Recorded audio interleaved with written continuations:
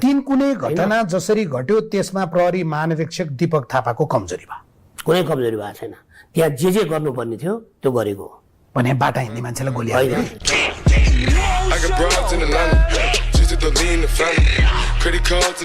नवराज सुवेदीको घरमा उहाँलाई house arrest राख्ने निर्देशन चाहिँ कसको? हामीले हाउस एरेस्ट राखेको छैन, लिगली रूपमा त्यो गरेको पनि छैन। 12 जना प्रहरी चाहिँ लिएर गएर त्यहाँ के गट्टा खेलाको?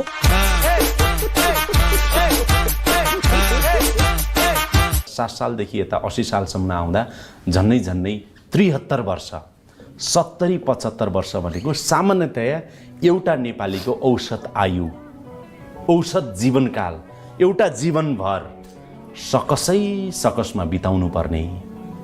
अनि यिनै नेताको भक्तिगान फेरि पनि गाउनु पर्ने।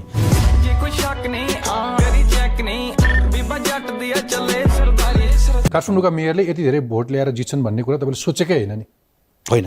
त्यसो भए बालनले त्यति धेरै भोट ल्याएर जितिसकेपछि यो पटकको चुनावमा कति तर्सिनु भएको छ? तर्सेको छु। देशभित्र र बाहिर बस्ने ठुलो जनसङ्ख्याको एउटा गुनासो अझै पनि के हो भने 100 केजी सुन चाहिँ कतै कसैले नदेखिकन छिर्न सक्ने त्यही विमानस्थलबाट।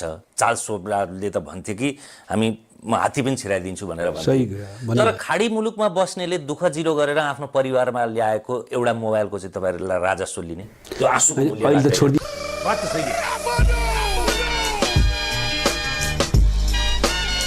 रवि लामिछाने पक्राउमा पनि त्यसरी नै विवाद भयो है। नेपाल प्रहरीले चाहिँ यस्तो भयो, विवाद भन्दा पनि विवाद गराउने काम हो भन्नु न त प्रहरीले गर्ने काम गरे भने अरू के गरे? प्रहरीले चाहिँ व्यक्तिलाई पक्रिँदाखेरिमा तिम्रो अन्तिम इच्छा के छ भने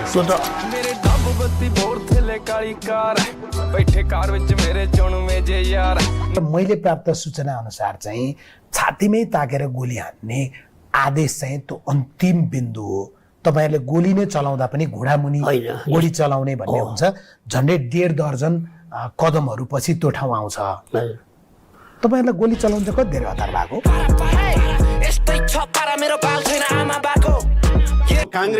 कांग्रेसलाई भोलि राज संस्था फर्किहाल्यो भने 47 सालको संविधान त कांग्रेस एमालेले मानेको। यद्यपि उहाँहरू गणतन्त्रमा गइसक्नुभयो, उहाँहरू राजा मान्नुहुन्छ भन्न खोजेको होइन, तर उहाँहरूका एजेन्डाहरू त 47 साल अघि पनि थिए, पछि पनि थिए, अहिले पनि छन्। माओवादीको एजेन्डा त गणतन्त्र, संघीयता, धर्मनिरपेक्षता, सुन्नु न, ती सबै सकिन्छन्। त्यो चाहिँ हो। तपाईले त्यस्तो भयो भने, काल्पनिक कुरा गर्ने हो भने त्यस्तो त हुन्छ, तर म अर्को पाटो हेरिरहेको छु मैले। यदि त्यस्तो दुर्घटना हुने नै स्थिति आयो भने प्रचण्ड र माओवादीको झन् ठुलो खोज जनताले गर्नेछ, झन् ठुलो आवश्यकता बोध हुनेछ र विशाल आन्दोलन फेरि हुन्छ। होइन, अब जङ्गल पस्न त सकिँदैन।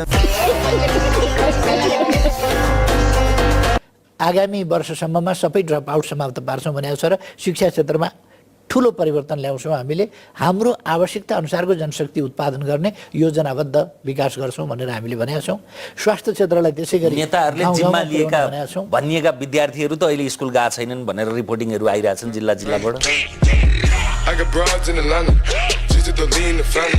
तपाईको कस्तो राम्रो सोच रहेछ के मन्त्रीज्यू। तपाईको अनुहार हेर्दा यति राम्रो हुनुहुन्छ, सोच तपाईको यति राम्रो छ, सपना यति धेरै राम्रो छ, अनि कुलमान घिसिङलाई किन निकाल्न खोजेको?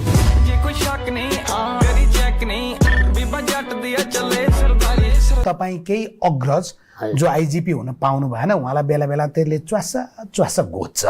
उहाँले नै भनेको चाहिँ पुलिसको बडुवा हुनका लागि त नेताको घरमा ब्रिफकेस पुर्याउनै पर्छ। मैले त कहीँ केही गर्नै परेन। यो ब्रिफकेसै नदिकन मानिन्छ। गजब बेइज्जती है।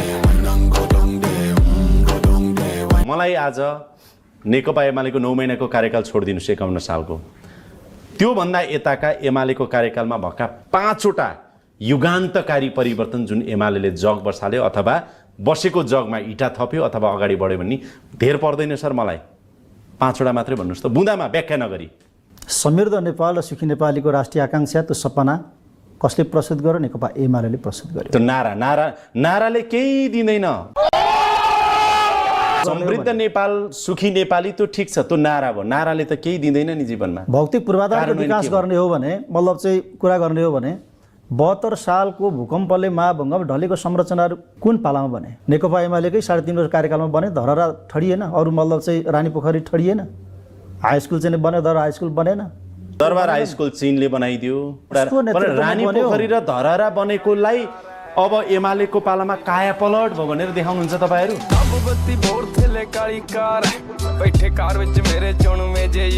कोवलपुरमा राखेको छु। तपाईँको यो जुन मनबाट भनिरहनु भएको छ स्पष्ट रूपमा व्यवहारमा त्यो देखियोस्, तर प्रहरी छैन क्या सङ्गठन राजेन्द्रजी, भित्र छैन क्या यी अर्को सबै हो क्या प्रश्न, अर्को प्रश्न पानी खाने भए खानु। खानु हो किन खानु पर्यो? जब राजालाई 25 गते एयरपोर्टमा जति समर्थक आए, अब यसले के देखायो भनेदेखि गणतन्त्रको जग चाहिँ हल्लाएछ राजावादीहरूको प्रदर्शन र स्वागतले भन्ने देखायो। त्यो तरङ्ग पैदा त पक्कै पनि भएकै हो। त्यही तरङ्ग पैदा भएको हुनाले नै हामीले रियाक्सन दिनुपर्ने अवस्था आयो पनि। तपाईँहरू डराएकै हो।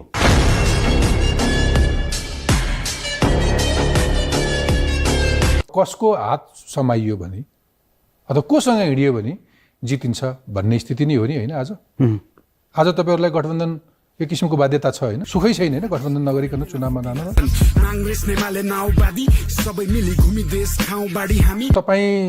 तपाईँ चुनावमा उत्रिने भनिसकेपछि त भेडा बाख्रा खसी बोका सबले लखेट्छन् नि, होइन? मैले सोध्न नपर्ने एउटा प्रश्न सोधौँ, सोध्न नआउने प्रश्न सोधौँ, तपाईँलाई सजिलो हुन्छ यसैमा। हुन ल भन्नुहोस् एउटा अहिले म छोराको कसम खाएर भन्छु भन्नुभयो नि, एकचोटि भन्नुहोस् त। म मेरो छोरो जेवीरको कसम भुटानी खाएर शरणार्थी भन्छु, प्रकरणमा 1 रुपैयाँ पैसा खा छैन। भुटानी शरणार्थी प्रकरणमा 1 पैसा खा छैन। 2 करोड चाहिँ तपाईँले लिनुभयो भनेर त अडियो चाहिँ क्या? अडियो मेरो मात्रै आछ, अर्को अरू अडियो सुन्नु भएको छैन? कहीँ ओली र प्रचण्डको नाम लिइदिएछ, कहीँ शेखर र सुजाताको नाम लिइदिएछ।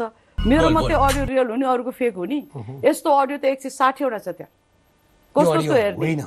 घुसको पनि प्रमाण दिन्छ कसैले भने, भ्रष्टाचार पनि प्रमाण दिन्छ त। अनि भन्दैमा हुन्छ त। प्रहरीले खोज्छ नि। अस्ति पनि म तपाईँलाई अर्को एक्जाम्पल प्रमाण त चपाइदिनु हुँदो रहेछ तपाईँको कांग्रेसको नेताहरू।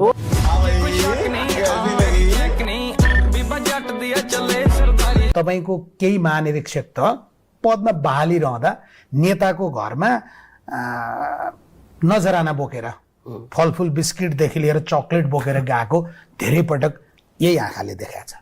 त्यो अरू विषय व्यक्तिगत क्यारेक्टर होला, कसको काम मलाई थाहा भएन, तर मेरो हकमा तपाईँले यसरी देख्नुहुन्न। केही बुझाउन परेन, बुझाउनु नै परेन, केही गर्न परेन, किन जानुपर्ने? आवश्यकै भनेको भेटेर मात्रै पुग्यो। अनि भेट्न त पर्यो नि, मैले कसलाई भेट्नु पर्यो? गृहमन्त्रीज्यूलाई त भेट्नै पर्यो नि त। नेताको घरमा देउसी चाहिँ कति खेल्नु?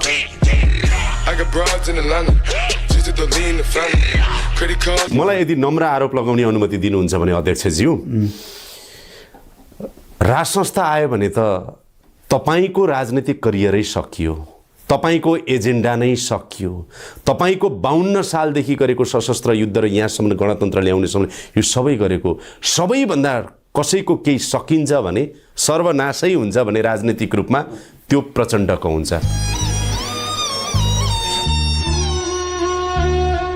केही नै बाँकी रहँदैन नि। त्यसकारण तपाईँ डराइराख्नु भएको छ, तपाईँ सचेत भइराख्नु भएको छ र तपाईँ कतै न कतै छटपटाइराख्नु भएको छ। मेरो खराब पानी छ, मेरो खराब।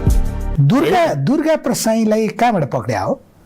दुर्गा प्रसाईलाई झापाबाट। कुन झापा? झापा नेपालको झापा। कहाँबाट अरू? त्यही हो, डकुमेन्टले त्यही देखिन्छ। फेरि सच्याउनुहुन्छ कि भनेर सच्याउँदैन। तपाईँहरूले दुर्गा प्रसाई भन्ने जो सो घोषित जनकमान्डर हुनुहुन्थ्यो, उहाँसँग चाहिँ डराउनु हुँदो रहेछ। उहाँले गाडी पेलेर तपाईँका प्रहरी जवानहरूको हत्याको मनसाय कासाथ जसरी अगाडि बढ्ने आओ आओ गर्दै जसरी बढ्नुभयो, उहाँलाई चाहिँ चटक्क समातेर काखी हालेर लिएर गएर सटरभित्र राखिदिने र सटरबाट सुरक्षित निकालेर भारततिर भगाइदिने उहाँलाई चाहिँ। अनि बाटोमा हिँडिरहेको रेविका खत्रीलाई चाहिँ गोली हान्ने? त्यस्तो होइन होला, त्यस्तो होइन होला। बोला नभन्नुहोस् न, त्यस्तो भएको छैन सर। बाहिर घाम लागिरहेछ।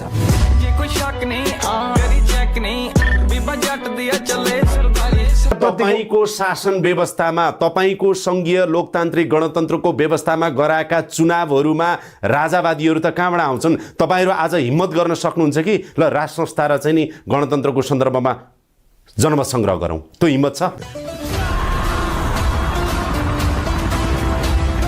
8 वर्ष अगाडि यो देश लोड सेडिङ युक्त थियो, मलाई भन्ने दिनुहोस् अनि करेक्सन गर्नुहोस् है त। लोड सेडिङ युक्त थियो, लोड सेडिङ मुक्त भयो। 8 वर्ष अगाडि बिजुलीको हाम्रो 8 वर्ष अगाडि डेटा नै हेर्नु होला, 800,000 मेगावाटको आसपासमा थियो, अहिले तपाईँले भन्नुभयो 3500।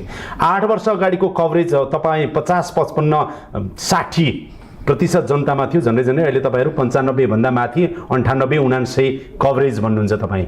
8 वर्ष अगाडि सधैँ तपाईँ हामी बिजुली चाहिँ हामीले किनेर ल्याउनु पर्थ्यो, अलिकति भए पनि हामीले चाहिँ नि वेट सिजनमा भारतलाई हामीले बिजुली बेचेका छौँ। अहिले चाहिँ नि तपाईँकै कार्यकालमा हामीले चाहिँ बङ्गलादेशलाई पनि बिजुली बेच्न सुरु गऱ्यौँ भने पछाडि तपाईँको व्यवसायको हिसाबले, उत्पादनको हिसाबले, ट्रेडको हिसाबले यो खालको चेन्ज विद्युत प्राधिकरणमा आइरहेछ पछिल्लो 100 वर्षको इतिहासमा, 100 इयर्सको इतिहासमा, र त्यो चाहिँ कुलमान घिसिङको कार्यकालमा भएको हो। अब त्यो होइन भन्न सक्नुहुन्छ तपाईँ?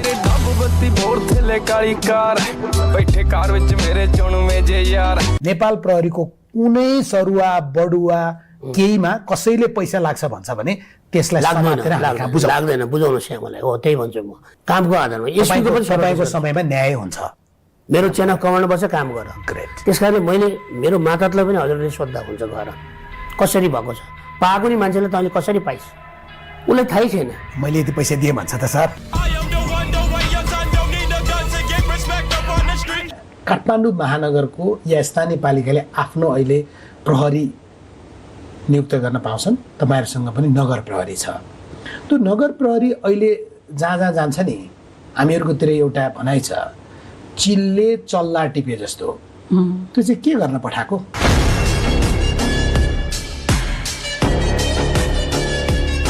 तपाईँको भाषामा भन्दा राजा यसरी चम्किरहेछन् नचाहिँदो किसिमले, संविधान विपरीत गएर, गणतन्त्रको भावना विपरीत गएर तपाईँले भनिराख्दाखेरि जनमानसमा यो कुरा आइराख्दाखेरि गरौँ न त एकचोटि जनमत सङ्ग्रह। ल राजा चाहिने नचाहिने त्यो जनमत सङ्ग्रह गर्न सुन्नु छ, मैले तपाईँलाई अघिदेखि भन्नु एकदम सुन्नुहोस्। पहिलो कुरा लगेर अब ल जनमत सङ्ग्रह गरौँ भनेर तपाईँ जनमत सङ्ग्रह गर्ने भनेको राजाले चाहिँ राप्रपाको कि त नेता भएर आउनु पर्यो, पार्टी खोल्न पर्यो, जनमत लिन जान पर्यो, उनलाई त्यो स्वतन्त्रता दिन हामी तयार। संसारमा राजाले पार्टी कहिले खोल्दैन।